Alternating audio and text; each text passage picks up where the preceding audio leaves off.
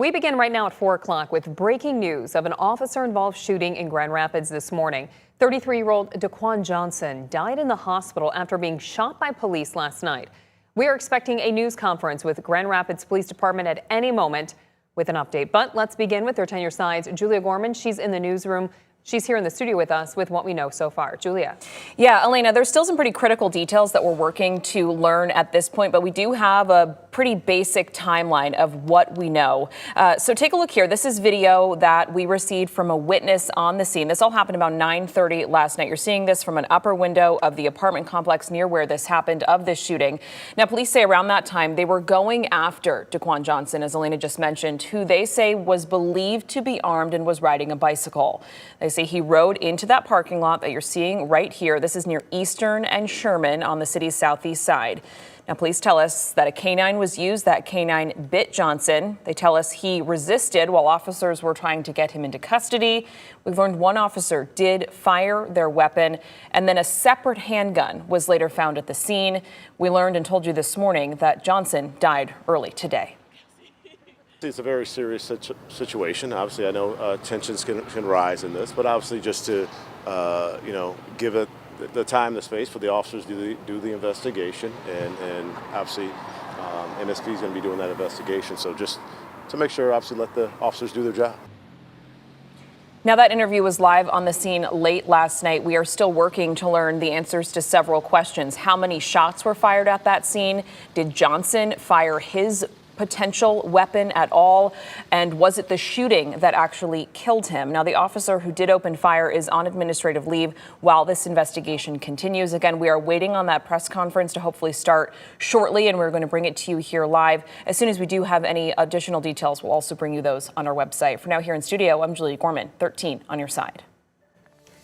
All right, Julia, thank you. And as you mentioned, we're going to be keeping an eye on that press conference, and we'll let you know when that starts and share that information for you. In the meantime, Daquan Johnson's family is sharing details about who he was and why they feel police had other options to de-escalate the situation.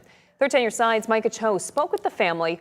Micah joins us now in the newsroom with what they had to say. Micah. Yeah, I spoke with Daquan Johnson's aunt, Elizabeth Elliott. She told me he was a father with another child on the way. Now, on your screen is a photo of him. She told me some of the family talked with Deputy Chief Joe Trigg of the Grand Rapids Police Department, but have not talked to anyone from the department since early this morning. She said she wants the full officer-involved shooting body camera footage to be released to help answer questions the family still has. And talking about her nephew, she said he was a good dad. He took care of his kids. He provided to the best he could. He was a young man trying to find his way like most people. But that don't deserve to be slaughtered in the streets like that by the police, by nobody. And Kent County Commissioner Robert Womack also talked to us. You hear from him at 5 and 6 o'clock tonight. All right. Micah, thank you so much. We are going now live to that press conference with Grand Rapids Police Department. Here, this is now, that's Police Chief Eric Winstrom. Outright falsehoods being spread on social media, and tragically, this young man last night involved in the shooting died. I'm very thankful that the officers involved were not hurt, but I know that this individual has loved ones and family members that cared about him.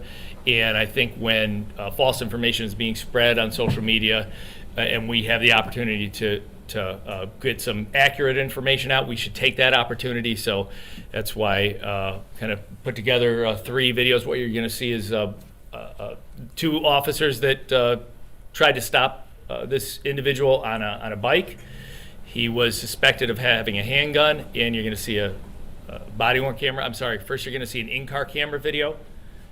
Then you're going to see a body-worn camera video of the same officer, and then a brief body-worn camera video of a second officer. So without further ado, I'll let the beginning play here. A lot of familiar faces, so you're probably familiar. There's going to be some warnings here. What I'm not going to do today is I'm not going to come to a conclusion of law or policy. This is, as I say, the intent of this is to clear up the falsehoods, the inconsistencies, and just on balance provide the basics of the actual use of force information because it's something that the community is very much interested in, and so we're going to do that. All of our officer-involved shooting incidents are investigated by the Michigan State Police. They were out late last night with us, have taken it over completely.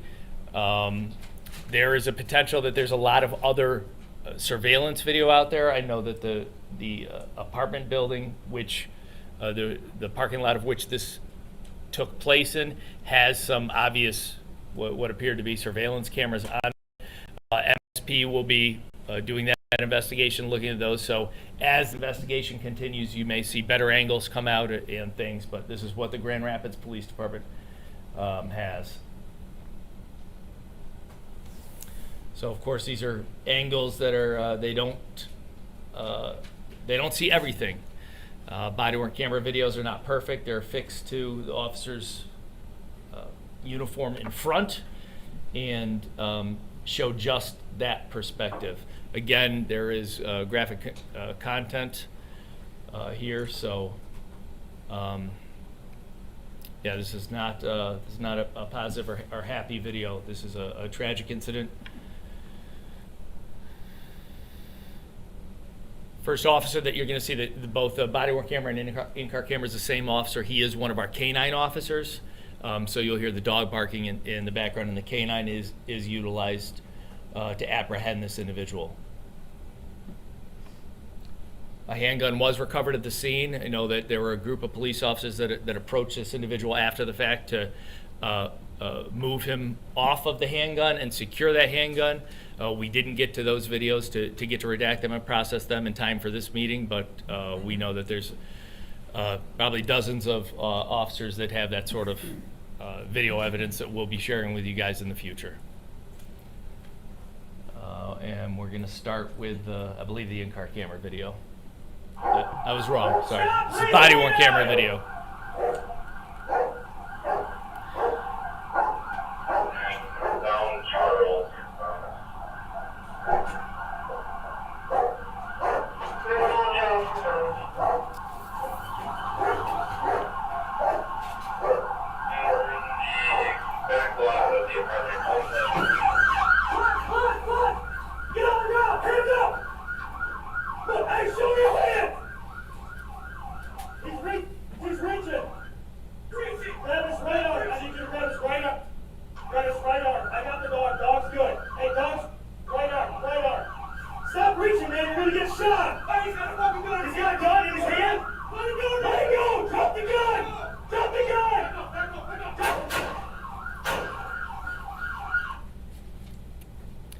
Next video will be that same canine officer, but it'll be the perspective of his in-car camera system. Stop, please, canine!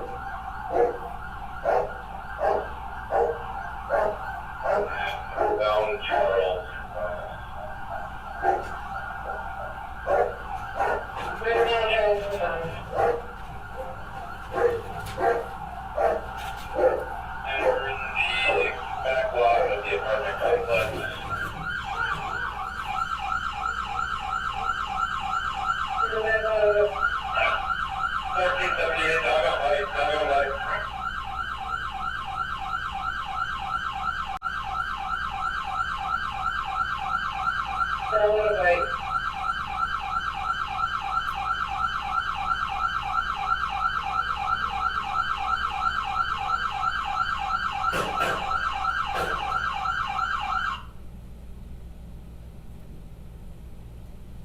One more body-worn camera video. Can you hear me? Move your arm! Yes, that's all. The barrel pointed straight in my face. Yes, we're gonna be under him. And that was from moments after the shooting. As I said, we haven't processed all the video to share with you, but I did have forensics email us very quickly a image or two of the firearm as it lay on the scene.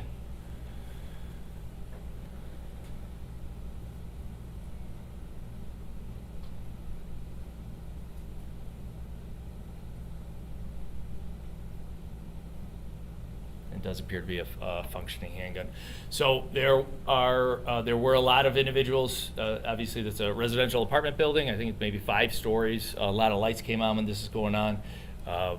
We certainly did.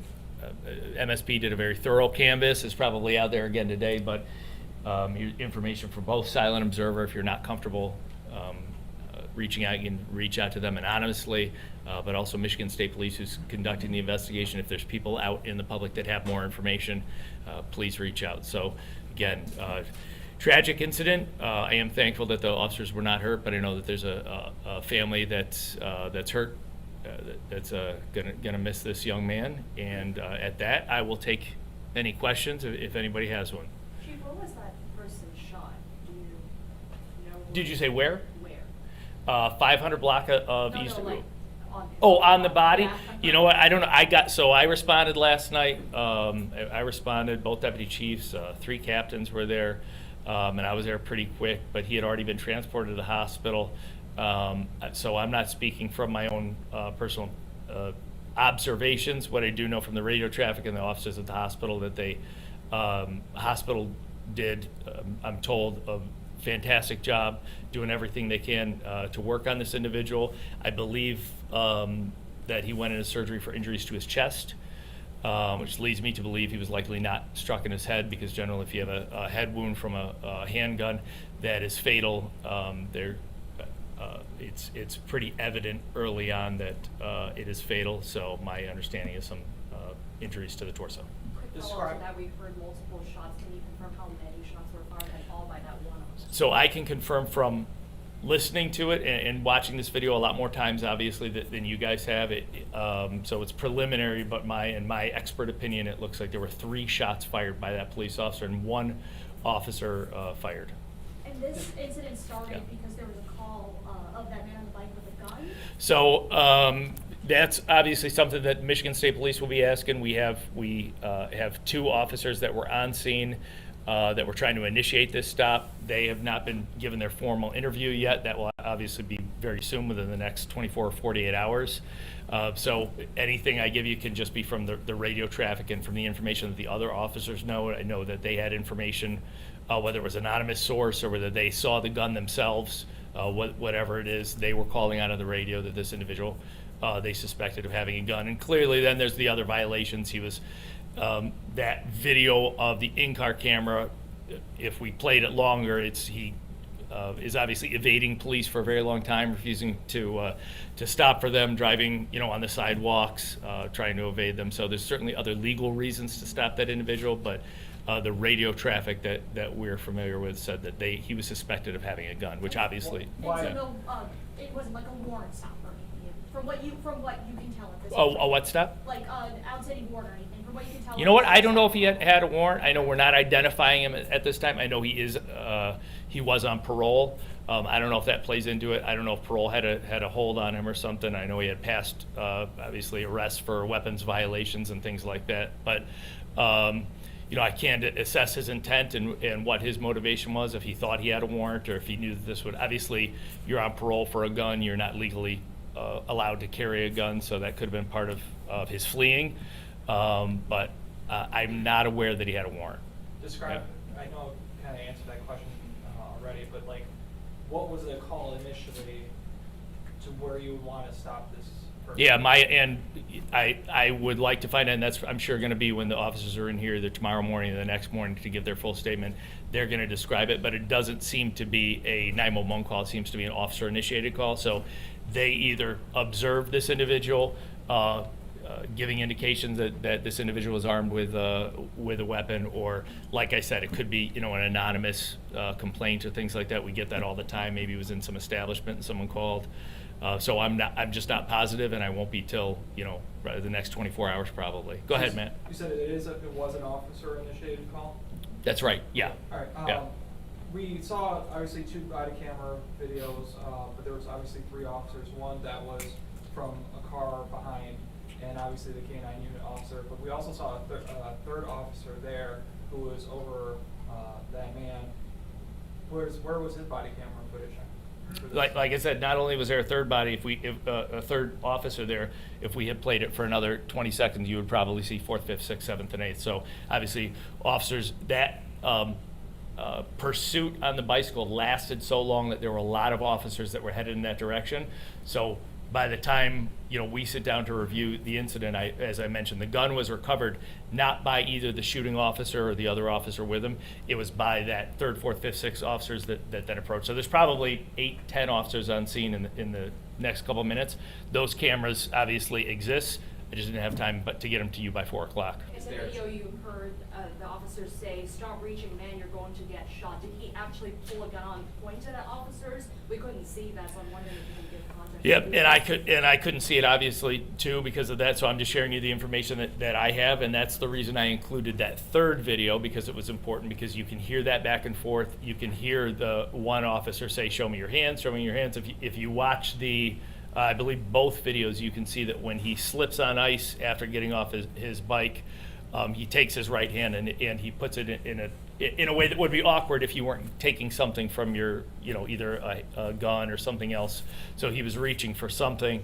You hear the back and forth with the officers. The one officer's yelling, "Show me your hands, show me your hands." It's the other one that says, "He's got a gun, he's got a gun." He then says, "He's got his hand on a gun." He says, "Yes." The reason I included that final video is because I thought it was important. As you can see, you couldn't quite see the gun in that. You couldn't see the gun in that body-worn camera video that we showed. And it's very possible that one of the 4 surveillance cameras out there had that, and Michigan State Police already have it. But moments after that shooting, then that third video that you heard was the shooting officer saying, "I saw the barrel pointed right at me." So with that context, yeah. So we see 2 officers over the man, but we don't see the second angle. Do you have that video? We've got a lot of video, Matt. I just gave you what we could get together. I'm telling you, when I got there last night, there were probably 30. I think we had 33 people working last night, and so maybe 25 officers, including the command staff that show up. Probably 30 officers. So there's a ton of video. I tried to get it to you guys by 4 o'clock. We have 2 detectives that are specially trained in video production, whatever. Both of them are off for, one of them's at court, one of them's off on family leave. So this was a push for us. And the reason, maybe not as thorough, maybe not as many videos as we usually get you, but it was important. We discussed it this morning, so this is going to be a heavy lift for us to get it to you guys before the evening news. But then we were getting calls from people in the community saying, "Hey, whatever social media site is saying this, or saying that he your officer emptied a clip to the back of this guy's head, that he was doing this," and all of it nonsense. We said, you know what, let's just get out what we can initially, and I think there'll very likely be more information coming shortly. Can you describe how aid was rendered? From what we're hearing from neighbors, is there concerns of he was dead and then he was taken to the hospital. Can you explain a little bit about how your officers render aid in a situation like this? Sure. So all of our officers are equipped with individual first aid kits, and that's not only for themselves. If they get shot, they'll have tourniquets, etc. I believe the injuries on this gentleman were for on the torso, so it wouldn't be appropriate to use a tourniquet in that situation. All our officers also have gauze pads, so to stop pressure, but they also have chest seals, which oftentimes if you're struck with a bullet and it punctures your lung, the best thing you can do is put a plastic chest seal over that wound, and it allows your lungs to continue functioning. In this case, if they determined that his heart had stopped, they would be doing CPR. I know that whatever they did, at least whether it extended his life, I don't know, but I know that his life was viable. He was transported, being treated by EMS, taken to the hospital, and I don't believe it was pronounced till after 1 a.m. I think it was probably about 1 a.m. that I got the call that he had been pronounced. I know they were doing surgery on him, so clearly he was, the hospital I think did a great job. It's always tough to go in there. I didn't, one of the deputy chiefs was over there, but man, if you haven't seen it, to see these OR teams in the emergency rooms try and save somebody's life, and when they finally do pronounce them, it's one of the most devastating you ever see, to the looks on the doctors' faces and the nurses' faces. If you think this happened about 9:30, picture he probably got there by 10, and then 3 solid hours of just working nonstop. They're sweaty, they're exhausted, emotionally drained, and then they have to go talk to family members. So I know I'm going a little off script there, but it's a very difficult thing to go through. So kudos to the men and women who work at our local hospitals who undertake that. I feel very fortunate to work with people like that. As a point of clarification, was it, you said 3 shots, did those all result in chest wounds from what you I don't know, and I won't know until Michigan. Actually, I probably won't know at all. So how I'm giving you information about the injuries is we did have 2 officers that escorted him to the hospital, and they helped facilitate and stayed at the hospital until relieved by Michigan State Police. And they just said, you know, they're opening up his chest, they're doing surgery on his chest. Everything was chest like that. I don't know whether he was hit once or 3 times. I know from watching it, in my opinion, there were 3 shots fired.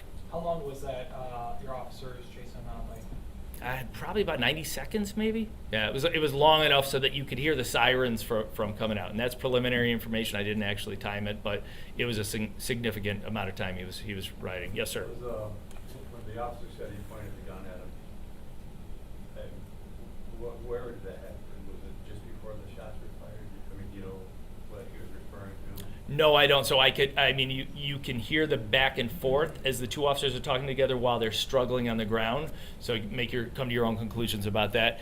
It was, you know, within just seconds after the shooting that second clip. But obviously that would be a good question for the officer. Hey, where were you when you know, obviously I'm sure he was down on the ground as they both were, but at what point in time did that happen? I don't know. Yeah, that would be a good question. Sorry if this was already answered and I missed it. I know Yeah. not identifying anyone involved in the situation, but are you able to say how long these officers have been with the department? Well, say like the K-9 officer, who's the one that most of the cameras, you don't become a K-9 officer here overnight, so he had to do his time. I think both of them have over 5 years on. I'm familiar with both of them. I was able to you know, when I saw them last night, easily say I know who these officers are. So they're not brand new. We have a lot of officers in training right now, so that's always the potential, but it wasn't the case last night. I know the family had described to me that they were quite upset that they weren't allowed to see their loved one at the hospital. They said officers kept them out of seeing him. Explain to me why that would be a situation. Well, we don't run security at the hospital, but I'll just roll with you for hypothetical. We are often called to hospitals, both here and in, you know, my last jurisdiction. It was a very common occurrence. A situation like that, you get such passion, such emotion when a loved one dies of natural causes. So when police involvement, when there's questions, when there's unanswered questions, when there's rumors going around on the street, you get 20 family members. If Eric Winstrom shows up deceased at a hospital, they're going to want answers. There's going to be a lot of passion. Well, that hospital, that ER still has to operate. There's still people coming in with serious injuries all the time, and they need to be able to do that in a safe manner. So if the size gets to a point where hospital security can't handle it, they'll call the Grand Rapids Police Department and say, can you help? You know, just we can't operate our hospital. We can't risk people running in the back. We have work to do. As I mentioned, it was till 1 a.m. they were working on this young man, and I believe I heard over the radio probably 11 or 11:30 that requests were made for officers to respond to the hospital. So it's just the hospital recognizing that where the rest of the world doesn't stop with one serious incident like that. But we, as I said, they have their own security. We certainly like to help them out if needed. Quick question, did they have a taser by any chance out of those officers, and if so? Oh yeah, I'm sure both officers so had why tasers. Gun versus taser? And Well, that's a good question, because you can see taser's an excellent, less lethal option. And in this case, the less lethal option chosen was a canine, and it would be more appropriate in this case because you could see he was running. Usually the canines can outrun an individual. So in my experience, in a similar situation, if I was an officer and had access to a canine, that would be my choice of less lethal option, because that would be used to capture this individual. Now they thought that the individual had a gun. It would not be appropriate to then approach with a taser unless you were certain that he didn't have a real gun or that it wasn't actually a gun. So it's a great tool. The new tasers that the city has given us, they have a range of up to 40 feet. If the individual's wearing a winter coat or something like that, it can make it less effective. But in this case, they went for a less lethal option with the canine. I think it was something that in a similar situation, it's something that I would do. But all those sort of factors of why did you do this, those are the sort of questions that they will be asked. Chase policy. What is the chase policy? Well, we don't have it, obviously the pursuit policy for motorcycles, for vehicles, exists all over because you don't want to introduce a 2,000-pound rocket going down the street at 100 miles an hour. You could take out innocent people. In this case, officers, shouldn't act recklessly, but it's pretty safe to chase someone on a bicycle. Thank you. Thanks everybody for coming. Okay, thanks guys, appreciate you.